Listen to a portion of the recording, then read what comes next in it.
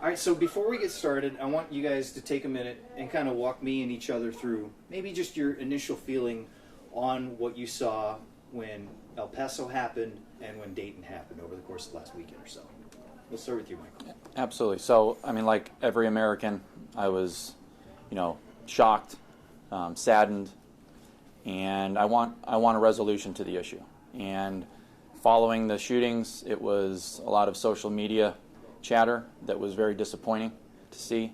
As a father of two little boys, as a native Arizonan, I want better for our state and our country, and it starts at the top. And that's where I'm seeing the lack of leadership from the top all the way down to the people that I'm running against, and that's what I'm here to change. Perfect. Chris, same question for you. How did you feel after the after everything went down last weekend in El Paso and Dayton? Yeah, when anything like that happens, I immediately see my own children, my own family as potential victims of a situation like that. And so when it happened, I mean, it's just like anything. I was distraught. I was sad, shocked, not surprised, obviously, because the world we live in is evil, and there's people that wish to do us harm. But immediately I called for to resist the urge to politicize the event, to demonize a whole group of people based on the actions of one or two deranged criminals. And after that, I tried to engage in meaningful discussion, and that's why I'm here today. All right, so the very basic premise of all this, I said this to you guys leading up to it, is I said, we have mass shootings. Everybody wants to stop it. How do we stop it? We have a whiteboard. Let's come up with ideas. What are your ideas? First things that came to your head when you first thought about this. Well, I think the most common sense area we can start, which is popular and supported by the majority of Americans, are universal background checks. And we've had H.R. 8 sitting on the floor of the Senate. It's been politicized and publicized that a lot of bills that have been brought to the responsibility of the Senate have led to a complete stall and inaction. And that's, I'd recently put out an op-ed following the shootings, and that's what I spoke to, is the inaction of our politicians is actually the most dangerous thing to not only our country, but also to those of us gun owners like myself and Chris, who we're not looking for our Second Amendment rights to be infringed. Right. But I feel that the inaction of the politicians is going to ultimately result in that. And that's where the discussion goes, right to, well, don't change the Second Amendment, or don't take my guns away. Okay, so this does none of that, right? Correct. So why is this stalled? I mean, I guess, how do we make sure that it doesn't stall? Well, I think there's a misconception out there that background checks are not in place, that they don't work. The problem that most conservatives have with the federal government, I can't trust the federal government to be effective or efficient in anything, and so it's up to the local and state authorities to do some of those things. And here in Arizona, particularly after the 2011 mass shooting that included the Honorable Congresswoman Gabrielle Giffords, the state of Arizona did some things that should be put in place in other states.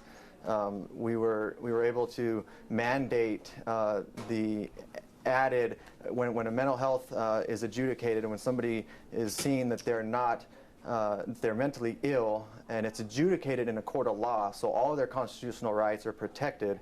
Right. It's now mandated for the state to add that to the NICS system. And it's been effective here in Arizona. The problem we have with the federal government running those things is that the bureaucracy gets involved, right. Their scope and power expands. So should that go to the state level? I believe it should automatically be at the state level. What do you think of that? State level background checks, or just at least background checks in general? You're obviously. I mean, again, both of us are gun owners. Yeah. Law-abiding citizens aren't going to be affected by a background check, right. Bottom line. Right. And one of the issues that he pointed out with the mental health, obviously needs to be addressed. Healthcare in general needs to be addressed, right? But the problem is that right now, someone who's mentally ill in the state of Arizona can go in and buy a weapon and walk out of the store with that weapon. And at this point, having a background check is irrelevant if we can simply have a system in place that prevents someone from buying a weapon that 3 days later 7 days later, 10 days later, it would have been found out that that person should not have had access to that weapon. And that's a problem here in Arizona. I think it's a common sense solution that we could add to this state to make our state more safe. Background And check. we Go have. ahead. We have done that. And I wanted to point out that, when we talk about state officials, isn't it hypocritical of our state legislature to talk about not infringing on the rights of our Second Amendment citizens, and then also make a point to have metal detectors to strip citizens of their weapons walking into the State House. And it's the level of hypocrisy that, being a native, I'm pretty used to. We'll get to mental health. And he brings up a great point, though, about the safety and protection of yourself and your family should be up to you. And so any place that infringes on that, public places, the mass shooters always go to the softest targets. And so, it's the whole debate about the gun-free zones. If we allowed more people to take their protection personally, and it's up to us, especially in rural areas where it could be minutes or up to 10 minutes before law enforcement shows up. I have to take that into account when I go to Walmart and when I go to public places. My family and my security is up to me, and it's personal accountability and personal responsibility. But at the same time, I think as conservatives, we need to do a better job to promote training and being proficient. You can't just turn anybody loose with the firearm and think that, like the movies, you're going to stop the bad guy. You have to be proficient. I find it funny that we're talking for 5 minutes, the two of you guys with me, and immediately we go away from mass shootings right into background checks to making sure that you keep the guns that you have. It's essentially the kind of conversation we've seen on social media, so I don't want to stray too far away. The thing is that I think there's a lot of valid points there. The background check seems to be the one thing that everyone agrees on. There's enough studies out there, right? I think we both agree on this. We're talking about parties that agree on this sort of thing. Background checks, that makes sense. That does stop mass shootings if you can get the people. I mean, what you're talking about is, say, 1 in 3, it gets the guy. Well, here's the reality. That's one guy you don't have shooting at a mall full of people at Walmart, right? But here's the reality is that, and I think one of the things that needs to be out there more is that owning a gun isn't exclusive to being a Republican. And this isn't a partisan issue. This is an American health issue going on. This is a crisis in our nation. And background checks are not going to solve the problem totally. But isn't it worth it as parents? Isn't it worth it as someone who values the life of my fellow citizens to stop 1 out of 100 simply by doing nothing other than having a system in place that prevents something from happening which we can control? And that's the one thing that I've pointed to our elected officials is we're not asking them to control things that is out of their control. We're asking them to do what's within their powers to do. Yeah, that's what we're asking you guys to do, right? And it's responsible. Now, I'll give you for instance. I just went to buy my 4-year-old school supplies. And when I walked into the store, which I'll leave nameless, on the left is school supplies and on the right is toys. And the entire section right next to the school supplies is nothing but toy guns. Toy gun ammo, toy guns, different variations of the two. It's marketed that way. We see it all over social media. We see it in advertisements. It's not a coincidence that if you see any little boys playing, they're constantly grabbing picking up anything, and it's a toy gun. There is a societal issue that we have, a fascination almost with weapons. It's always been that and way. It's always been that way.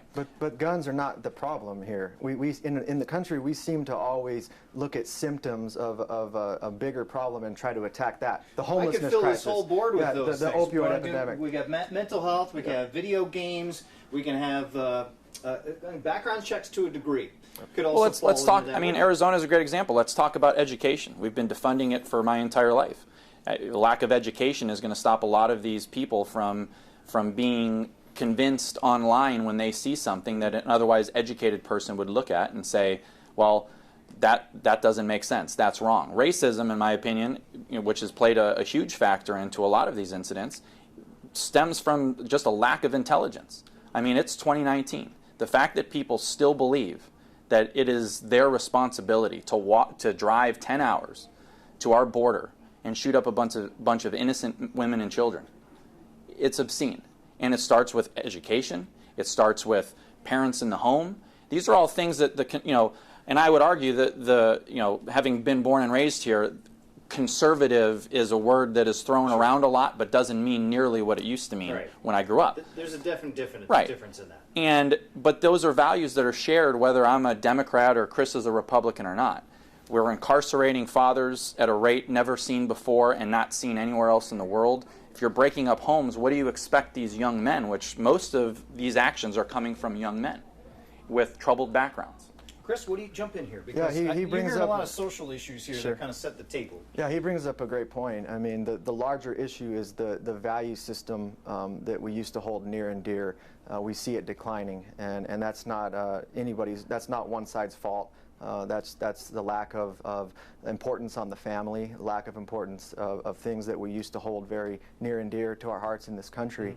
It leads to larger issues. And instead of attacking these symptoms of the issues, we should have a discussion about the mental health, about the lack of mental health care, the lack of accessibility for people to get the help that they need, the stigma that's associated around much of these issues. And the biggest thing I think that has in common with these mass shooters is not the weapon, is not the gun, but it's the mental health issues, how they're treated or not treated, how the pharmaceutical companies are involved in that. And there's one thing that most of them have in common. It's a lot of the times it's psychoactive drugs that they're taking. We have to have the guts to stand up to those special interests and those type of people instead of always attacking the gun lobby, because it's not the problem. We have seen there's facts and data that prove that guns are not the number one way to kill that people die in this country.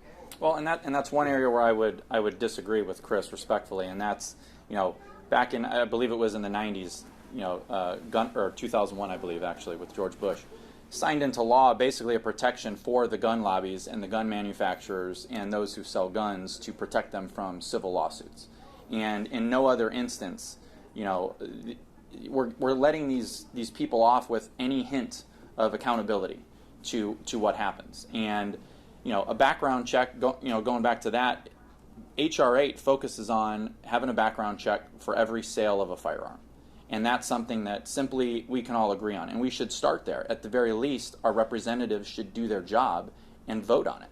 It's something the majority of Americans have asked to have done. But here's, I'll jump in. Here is one of the misconceptions with that as well, and that, yes, the premise behind that, and it seems like a common sense solution, but I cannot envision a thing where two criminals would be together wanting to sell a gun to each other and happen to think of H.R. 8 or House Bill 8 and say, oh, we have to stop this. What that is going to do is make it harder for, when my grandfather dies to leave his guns to me, a law-abiding citizen. I have to now go spend money to have a background check to have within H.R. 8, though, there is a transfer between family members that, that's excluded from that instance. But it specifically only says spouse, really good point. Though. It specifically only mentions the spouse. You want to expand that to maybe put that in some sort of estate plan? Well, it should be, and that's the whole larger which issue. Makes sense. And I understand your point, and I agree with him. Yeah. The bottom line is when we talk about common sense,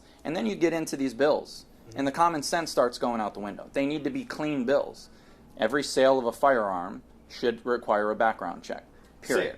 Which is why we can't trust the federal government to put these things in place. I think we need to empower local authorities, and we have done that in Arizona. The federal government's role in this should be providing grant funds to make those records easily put into the NICS system, easily when a mental health case is adjudicated in the court of law, the right avenue for that, then local authorities can have the resources to, in real time, put that information into the system. So let's stop for a second, because so background checks, I think it seems that there's an agreement on it. How you implement it and some of the particulars still obviously need to be worked out. It's pushed through the House. It's up to obviously Senator Mitch McConnell to kind of put things to the floor at that point. I wanted to move on from background checks because I wanted to get to assault-style weapons, the actual weapons that we've seen a lot in some of these cases. And Chris, knowing your military background, I'm particularly interested in your thoughts on this, in regards to the idea that does a regular citizen, should that regular citizen have access to an assault-style weapon or a high-caliber ammunition weapon from there? Go ahead. Well, no, but that's the misconception. The assault-style weapons that we hear about are not military-grade weapons. They're no different than a hunting rifle. The cartridge, the .223, is no different than a semi-automatic hunting rifle. It just looks scary, and the narrative is that it's a military weapon and we shouldn't have it. There's already protections. I can't have a tank. I can't have an anti-tank missile in my house. You know, it's preposterous to believe. And when that assault weapons ban was in effect from '94 to 2004. Yeah. The murder rate was 19% higher. The crime rate, and now that we've allowed these guns to come back, people are more safe, and the crime rate is at an all-time low. The murder rate has dropped to an all-time low. And I think that there's direct correlations in that. So the misconception that anybody can go and have a machine gun or a fully automatic military-grade weapon is a misconception. And I think it's for political purposes that people talk about it in that way. Michael, it's different. I would. The only area I would really disagree is that I don't believe that you can make the connection that because more people have access to assault-style weapons, that we're safer, and that's the connection there. Now, I own an AR-15. I have the boxes of .223. So, we're not debating whether or not, I certainly don't want to give up my weapons. We'll put it that way. But one of the disconnects here as well is a lot of people don't actually know what they're talking about when they speak on assault-style weapons. Yep. I know for a fact, in speaking to some I'm probably people, one of them. That's why I'm very well could be. I mean, and talking with family members, whatnot. I mean, I think there's a general, idea out there that if I take my AR out of my gun safe and start using it, that I can just simply hold my finger down and the thing starts spraying like the video game Contra, and that's just not the case. It's a lack of education and awareness that responsible gun owners have. I've owned my weapons for years. They sit in a gun safe. I have little children. It's locked up. There's no chance they're getting into those things, and that's the majority of Americans who own guns are the responsible gun owners. So I understand when we talk about highlighting assault-style weapons, there's a misconception that really drives most of that equation. Now, that being said, do I need to own that weapon? No. I mean, I do. Hunters, do you need to own that weapon? I don't know. I mean, again, it's more of a choice because, as Chris pointed out, there's no difference really between that other than a bolt action, which is obviously more convenient than a bolt action. I guess the overall point is that, and I think the American people want to ask this: does somebody need a weapon that can shoot 100 rounds at a time in 30 seconds? Does anyone need that kind of weapon? Now, obviously, the hunting elements make sense in terms of being able to use that for hunting, having that kind of weapon. Oh, but you don't need 100 rounds. But do you need a weapon of any kind, or can you limit the weapon? Like, let's put it this way. I want to put it in context of IndyCar racing. Totally random. Okay, when the cars were going too fast in the mid-'90s, they put restrictor plates. Essentially, took down the style of engine that basically dropped it down 25 miles an hour to make it safer. Can you apply the same kind of principle, like bringing down the speed or the amount of ammunition you would absolutely need or be allowed in one particular weapon? So that's one of the misconceptions that I'm glad we're talking about. Most weapons, handguns, most of them come with at least 10 rounds in the magazine. It took 58 rounds for trained, proficient police officers to subdue the Dayton shooter. And these are guys that train and they're proficient. If somebody broke into our house and tried to do her harm while I'm on the road, she should have at least that chance to subdue her attacker. And it's not like the movies. When somebody gets shot, they fly back and they're done. The human body is resilient. And when bullets are flying, the adrenaline and everything else, it plays a factor. And you can't limit the magazine. When we do that, it's not going to limit criminals because criminals are going to get what they need. And so as law-abiding citizens, we should always have the right that's protected by the Second Amendment to have the firepower that we would need to protect our families. And just real quick, so to limit the amount of ammunition is to limit the ability to defend. And it wouldn't do anything for the crime rate. It wouldn't do anything to stop the mass shootings. It would do nothing. It would have a negative effect on innocent people who need to protect themselves. And I'll disagree there, because if an intruder was to come into my house, my AR-15 is not the gun that I'm going to grab. I'm going to grab the shotgun, and it's going to be the most impactful weapon. It's going to be a weapon that I feel is going to mitigate that problem immediately, versus pulling out, maybe that's his plan, but what happens maybe is that's, you grab whatever gun is nearest to you. There's a difference. I'm just saying that, if you're a hunter, you don't need 100 rounds, because you're not going to be killing 100 deer. You don't, does it stop the problem? Going to your question, if we go from 30 cartridges, 30 rounds to 10, no, I don't see that. I don't have the evidence or the numbers on these shooters, which perhaps that's something that, through funding the CDC in a lot of aspects, we could actually get on a mental health issue and on the actual component to the mass shootings. But what is the accuracy of the shooters? I mean, I think that would be a good place to start when we talk about the rounds, because, not all of these people are trained people. They're walking in, they're spraying fire everywhere. So how often are they actually hitting someone when they're shooting would be a question. But if it comes down to someone who is trained, that clip is 1 second out, 1 second in the next one. So are we talking split seconds? How many lives is that going to save? Those are answers I think that deserve to be looked into, but from a scientific basis, and not this misconception and just generalized sense. Thankfully, we do have the enough states that have put that into place, to limit the magazine, that we do have data that suggests that it has no effect on anything. It only would hinder law-abiding citizens. And California, New York, New Jersey, all of these places that have these magazine capacity restrictions, the crime rate is higher, the murder rate is higher. It does nothing to protect innocent people. So why would we put in something that would infringe on our right to defend ourselves while not doing anything to solve the problem? Is there a compromise on this? Because obviously the focus seems to be unilaterally, yes, on background checks, we'll worry about the particulars later, but in terms of assault-style weapons and maybe high-capacity ammunition, there seems to be that limiting it is not good, because you can't defend to a degree, but then there's that's where the disagreement let me ask you a question here. Yeah. Let's go ideal situation, right? Everything's sunshine and rainbows, the world's a better place. We're going to ban assault weapons. Let's just go with that, because that's been thrown out by members of my party at the upper national level. What does that look like?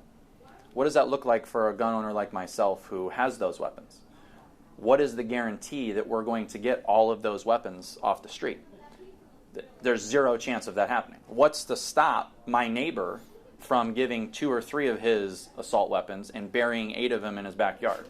And now I'm out any of my protection, as Chris pointed out, and several people on my own block now have access to high-capacity weapons that I no longer have access to.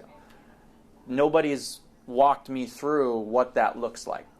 They've thrown out the idea, we're going to ban the weapons. Okay, let's say we ban the sale of those weapons. It doesn't prevent the fact that there's still millions of those weapons out there. So the unforeseen consequence may be a black market that we can't protect. And we've seen that happen before. And we've seen it with other things that we've banned. Obviously there's always going to be a black market. The criminals are always going to be criminals. And so why would we want to put anything in effect that's going to hinder a law-abiding citizen's right to protect themselves? And I don't think there is a compromise on the assault weapon terms that we're used right now with the AR-15s.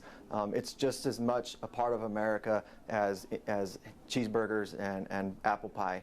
It's not just a fascination. It's our birthright. We wouldn't exist without the right to keep and bear arms. And that's where the focus needs to get back to what we can do without, quote unquote, infringing upon our Second Amendment rights. Okay. Because the other option is to start working on amendments to the Constitution, and the politicians don't seem to be wanting to do their job. Nobody wants to do that. Right. I don't think people that are leaning liberal and more progressive don't even want to get to that conversation. Correct. The other thing and so you kind of lead me to a point where because it kind of leads back to background checks. You're not taking weapons away, but maybe we should figure out who's got the weapons.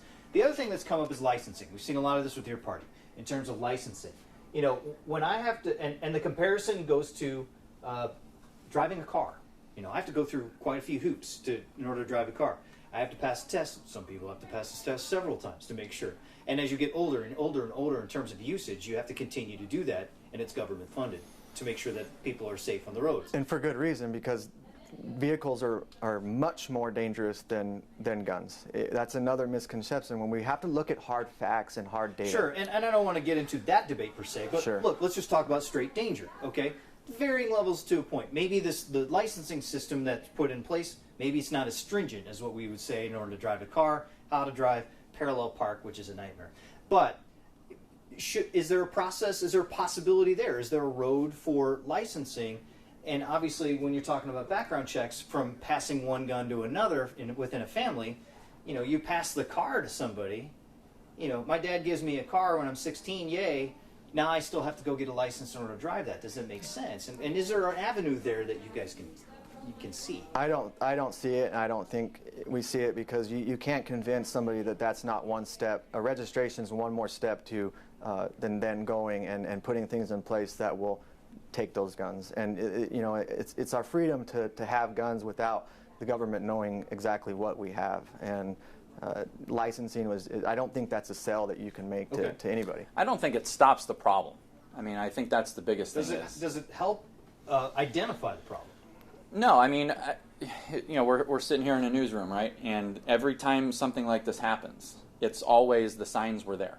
You know, 2 days later, a week later, it's the signs were clearly there. So rather than be reactionary to this kind of situation, why don't we be proactive? I mean, we have big business, social media, you know, moguls and companies that they're making a lot of money off of information that we're providing. And when given that information put out to the public, they're doing absolutely nothing to recognize all of these what seem to have been easily recognizable statements made online. And there's an area where I think, as a country and as, you know, as elected officials, that we can start to hone in on.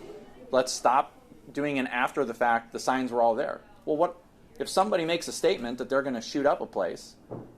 Is that not enough to start to address that person? Germany was pretty aggressive with this. What do you think in terms of that sort of thought process of getting out in front? It's almost essentially red flag laws to a degree, right?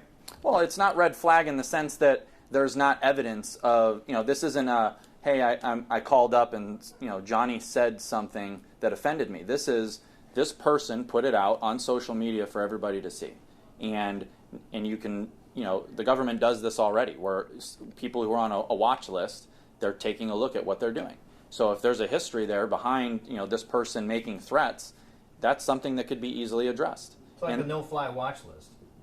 It's similar. It's similar. post-9/11. It's similar to that. Okay. You know, I thought I heard recently Trump, you know, making an FCC request for them to start looking into it. Which, you know, I'm not interested in getting into a Big Brother situation, right, because there's a fine line. Well, there. I don't think anyone else does either. Right. Yeah, But I think it's that fine line that seems to be the conversation. Yeah, I Where don't do you think get on anybody. that? Yeah. I don't think anybody disagrees with the premise of the red flag situation. The problem is we already have those things in place. We already have the avenue to adjudicate somebody based on their mental health, based on threats that they've made. You know, there's harassment orders. There's things. We need to empower local authorities to be able to take action when they know that this person is probably shouldn't have guns. They might be doing something. But again, when the federal government gets involved in that, So how do you empower towns like Safford? How do you empower towns like Sun City or Peoria to try and figure out? I'll give you from the federal level. I'll give you a for instance. You know, and as he pointed out, some of the issue involves trusting the federal government. I think they've had a nice 243-year history of proving that we can't actually do that. So I look to the private sector, like most people do, which is the entrepreneurs, the small business owners. What can we do to help? You know, I know personally I've spent the last year and a half working on a tech app that's geared towards recognizing these things. And, you know, I have a meeting set up with Glendale Police Department to talk about what that looks like when somebody puts up a post online where immediately, through the tech that we've developed, somebody, a good Samaritan can see that and submit it with the evidence to the local authorities, and then the local authorities can handle it versus trusting some sort of federal, government program to oversee. And obviously, as they've proved, it's just something that we don't trust as a nation. Yeah, I like the idea of having the free market. They can solve problems. But at the same time, we see major issues right now with the social media companies and some of the distrust that's there. I think that we have to always have our First Amendment rights in mind, too. Because you can say things in jest. You can say things off the cuff. You can say things that you might some of those things, but but you're right. I understand where you're coming from. But I mean, that gets back to the top of the ticket, is that we have a president who says things with no recourse, no accountability, and as we've seen, the shooter in El Paso made it very clear that he was responding to the rhetoric that he has heard from the top. And he literally drove 9-10 hours down to El Paso to carry out what he thought was his interpretation of what our president was saying. Now, does that mean the blood is on the president's hands? No, that doesn't mean that. But words do matter. And the platforms that people have, they do matter. It's the same thing that you and I wouldn't say certain things in public in a campaign trail. And at some point, we need to hold people accountable for what they say. There is no jest about killing different religious or ethnic groups. No. There's no jest in that. And those are areas where we can address that. That's common sense. So again, along the lines of, we can't stop them all, but we can help. We can certainly, social media, we can't stop everyone, correct, but we can identify those that we can. Because you brought up the technology aspect, the free market, So can the government find themselves in a situation where they say, hey, we will give you $60,000, $100,000, if you can send us a proposal, an idea to help identify and fix something along these lines? Is that a fair way to go? Is that kind of, can you spur interest that way? I think you can definitely spur interest. It's just a tricky situation you're getting into. It just falls on people's basic rights that we have to protect. And it's I don't know how you go about that.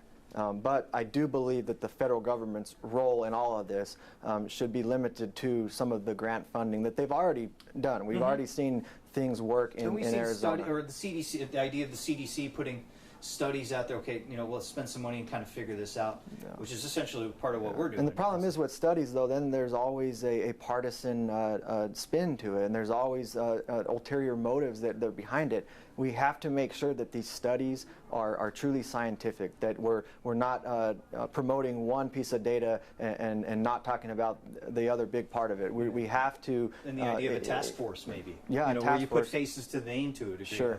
Well, and to Chris's point, I mean, getting the partisan politics out of office starts with getting the people who are currently in office out of office. And both of us being Arizona natives, we've seen the landscape of Arizona, and and not to pick on his party, but because it's the same as my party. Both parties are significantly different than they used to be, to the point where for most people who are, the 98% of Americans who are right there in the middle and they just want things to be done, we can't recognize either party for what they're representing nationally. And that's where it starts. Too many of our elected officials are currently being funded by the lobbyists, whether it's gun lobbies or healthcare lobbies, and it doesn't matter. And that's a great place to start, because a lot of this stuff, common sense stuff, funding the CDC, passing background checks, voting on any of the bills coming in office, they're being stalled because the agendas behind the scenes for these politicians they're protecting the interests of anybody but us. And I'd like to add to that, I think that this idea that the elected officials are going to save us from this insanity, we have to start looking at ourselves. We have to start looking at our sphere of influence, who we can be kind, be nice, don't do anything online that you wouldn't do in the real world. Don't be a keyboard warrior. Don't add to the divisiveness. There is so much right now that is fueled by the hyper-partisanship, and just people that just want to spew hatred and that's dividing us. And when really, there's more that unites us still in this country than divides us. It really takes leaders on both sides to step up and remind us of that often. But it starts with ourselves, in our own home, in our own communities. The answer to this whole problem is in the community, is putting more stock in your family, your community, Sure. and not allowing the federal leaders, who aren't real leaders at all, who are spewing this division. And I'm not picking on one person in particular. But this is why you guys are running for office. Sure. This is why you know all the stuff is consistent with this. I want to wind down here as we wind things down. The words and phrases we've seen on the board here. What stands out in terms of like possibility? Obviously, background checks we kind of covered earlier, but anything else that kind of that stands out that says, you know what, I want to explore more of that and maybe bring it to the campaign trail myself.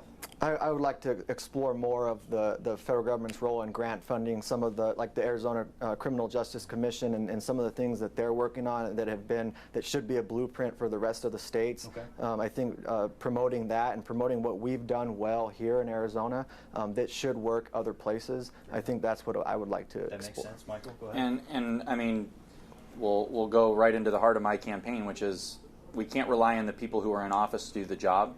And whether or not that changes is going to play itself out in 2020. But I believe that we as an American people, our entrepreneurs, our community leaders, we can actually solve the problems and do most of the legwork that the people in office are just seemingly not willing to do. Is there an avenue, and I'll leave you with this, an avenue on social media where maybe those who are posting and essentially looking at the companies that employ those folks, you know, in terms of their employees saying something on social media that could be considered an FCC violation, and they could be held accountable.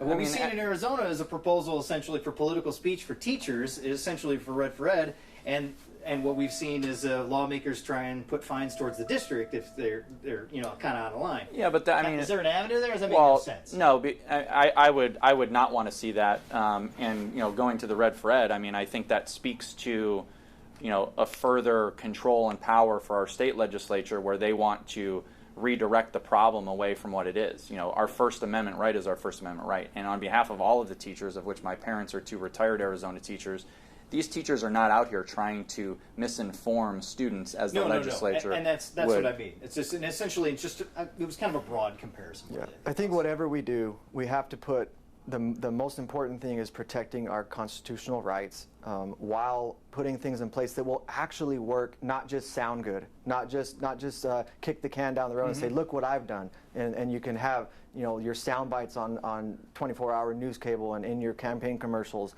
You know, these things don't work. We need to identify real leaders who are running, who can make things actually happen and take action, but at the same time stand up for our rights and not just do things for the sake of a good idea. Because most often when good ideas get implemented, they end up having the exact opposite effect on what they were supposed to do in the first place. And our Congress is on recess right now. My representative, his representative, where are these people hosting town halls doing exactly what me and Chris are doing here today? They're nowhere. And this is, it gets to the root of my point, which is that it does start with leadership. And we're not going to legislate away our problems, but the job of Congress is to provide solutions to our problems and pass laws that can get the job done. And they're simply not doing that. I think we need to have more constructive dialogue. Right now, we can't even get into a room and do what we're doing because of the partisan politics that are involved, the nature of our politics, and that starts, like I said again, with ourselves and our homes. We have to. You can change the world by changing your sphere. This is a Republican and a Democrat sitting right here having an engaged discussion about one of the most divisive topics in our nation, and not being afraid about something we might say that's gonna be spun or hurt us in our campaign. You know, that kind of thinking is what's fueling a lot of the problems in this country, because people do look to elected officials as leaders. And our campaigns are not more important than the lives of our children. Sure. And that's, you know, even talking in the green room, that was one of the things that was made very clear to us, that our families and their future are the most important thing to us. I'll leave you with this for both of you guys. Running against other candidates, if both of you win, you guys get to Washington, D.C., what is one thing on here that you guys think that you could work together on based on what you've just heard over the course of the last hour? Is there one thing that you might be able to put, in terms of bipartisan legislation, you could put down, draft, and put it before the I think mental health reform and addressing some of the core issues and not just looking at the symptoms of those issues. And then, you know, the background check thing, I think that we already have the framework there. We don't need more regulation. We just need to, Maybe refine it. refine it and make it better by giving authority to the local police. I think we can clean up the background checks, and you know, healthcare, you know, mental health is certainly an issue that's just going without being addressed, and that's an easy place for us to sit down at the table and get something done. So, easy.